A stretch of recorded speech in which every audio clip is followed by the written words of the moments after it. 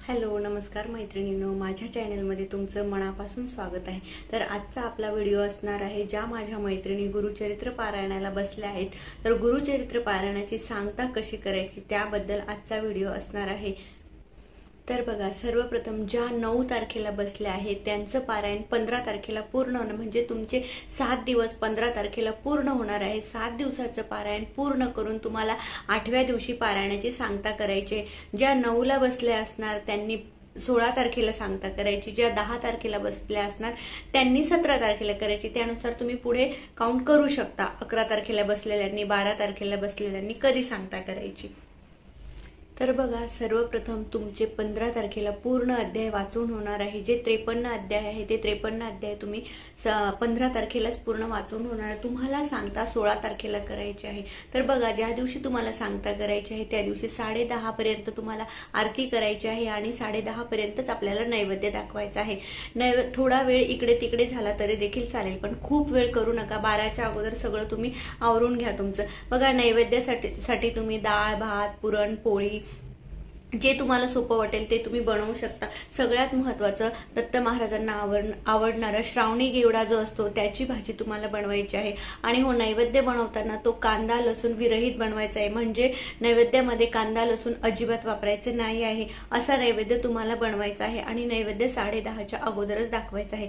आता नैवेद्य दाखवताना बघा, आपल्याला एक दत्त महाराजांच्या फोटोला एक नैवेद्य काढायचा आहे, त्यानंतर स्वामी महाराजांना, त्यानंतर आपल्या ग्रंथाला आणि एक आपल्या देवासाठी। तर हे असे 4 नैवेद्य तुम्हाला दाखवायचे आहे। तर बघा, जो नैवेद्य तुम्ही ग्रंथाला दाखवणार आहात तो तुम्ही स्वतः ग्रहण करायचा आहे आणि जे बाकीचे नैवेद्य आहे ते गाई आणि कुत्र्याला दाखवायचे आहे। जर शहरामध्ये जे असतील त्यांना जर गाय आणि कुत्र नाहीच म्हटलं, नाहीच म्हणजे तुम्ही दाखवू शकले, तर तो नैवेद्य तुम्ही स्वतः ग्रहण करू शकता, अन्यथा तो तुम्हाला गाईला खाऊ घालायचा आहे। जो दत्त महाराजांना दाखवणार आहात, स्वामी महाराजांना दाखवणार आहात आणि आपल्या घरातल्या कुळदेवीला म्हणजे आपल्या घरातल्या देवांना जो दाखवणार आहात तोच नैवेद्य तुम्हाला गाईला द्यायचा आहे। ग्रंथाला दाखवलेलं नैवेद्य तुम्ही स्वतः ग्रहण करू शकता। घरातले इतर जे सदस्य आहेत त्यांना देखील तुम्ही देऊ शकता। नाहीच गाय भेटली तर ते बाकीचे नैवेद्य तुम्ही ग्रहण करायचे, अन्यथा ते नैवेद्य तुम्ही बाकीच्यांना द्यायचे आहे। तर हे झालं नैवेद्याचं। बघा, नैवेद्य कसा दाखवायचा, काय काय बनवायचं ते मी तुम्हाला सांगितलंय। असं जरुरी नाहीये की तुम्ही पुरणपोळीच बनवली पाहिजे। शक्य झाली तर पुरणपोळी बनवा, शक्य नसेल तर तुम्ही डाळ, भात, भाजी, चपाती, पुरी, गोड काहीही बनवू शकता। असं काही कंपल्सरी नाही आहे। नैवेद्य काय बनवायचा, किती नैवेद्य दाखवायचे हे तुम्हाला मी सांगितलं। आता बघा, उद्यापन करताना ग्रंथामध्ये दिलेलं आहे की ब्राह्मण जोडपं जेवू घालायचं। आता ज्यांना ब्राह्मण जोडपं भेटत असेल त्यांनी जरूर जेवू घाला, पण ज्यांना ब्राह्मण जोडपं भेटलंच नाही तर त्यांनी इतर कुठलंही जोडपं, जसं तुमची मैत्रीण असेल, नातेवाईक असेल, आई असेल, आई वडील असतील, वहिनी असेल, जे कोणी घरातले इतर कोणी असेल त्यांना तुम्ही नैवेद्य जेवणासाठी बोलवू शकता।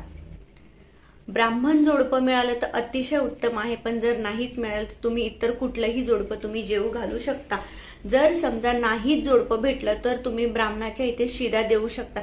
बघा, शिद्यामध्ये काय द्यायचं असतं, जे कोरडं जे असतं ना, बघा, जशी डाळ आहे, तांदूळ आहे, असं गूळ, अशा जे पदार्थ आहेत म्हणजे ब्राह्मणाच्या घरी एक वेळचं जेवण बनू शकेल असं तुम्हाला, असा शिदा तुम्हाला द्यायचा आहे, ब्राह्मणाच्या इथे द्यायचा। नाहीच भेटलं तर तुम्ही जोडपं जेवू घालू शकता। तुमची इच्छा जसं असेल त्याप्रमाणे तुम्ही करू शकता। तुम्हाला जर शक्य असेल तर तुम्ही जोडपं जेवू घाला, नसेल तर मग तुम्ही ब्राह्मणाला शिदा द्या, तेही शक्य नसेल तर बघा, काही शक्य नसलं, समजा तुम्हाला जोडपंही जेवू घालणं शक्य नसेल, ब्राह्मणाचा शिदाही तुम्ही देऊ शकत नसेल, तर बघा, केंद्रामध्ये अन्नदानाची पावती फाडली जाते। आता जिथे असेल तिथे तुम्ही ती पावती फाडू शकता तुमच्या मर्जीने। काय 101 असेल, 51 असेल, 201 असेल, तुम्हाला जी शक्य असेल ती तुम्ही पावती तिथे म्हणजे अन्नदान म्हणून ते तुम्ही देऊ शकता। आता जेव्हा मी केलं होतं, पहिल्यांदा पारायण केलेलं मी कोरोना काळात केलं होतं, त्यावेळेस जोडपं घरी येणं शक्य नव्हतं, ब्राह्मणाचं नाही कुठलंच जोडपं नाही, तर त्यावेळेस मी जेव्हा अक्कलकोटला गेले होते तेव्हा मी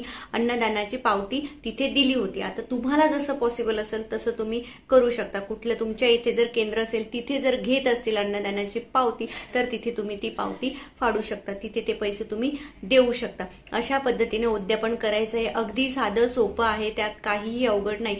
जे केंद्रात बसलेले असणार सामूहिक पारायणासाठी त्यांना हे कुठलाही काहीही करायची आवश्यकता नाहीये। तिथे त्यांचं उद्यापन तिथेच केलं जातं केंद्रामध्ये. पण जे घरात पारायणाला बसले आहेत त्यांनी हे सगळं त्यांना करणं गरजेचं आहे. त्याच व्यक्तीने हे सगळं करायचं आहे.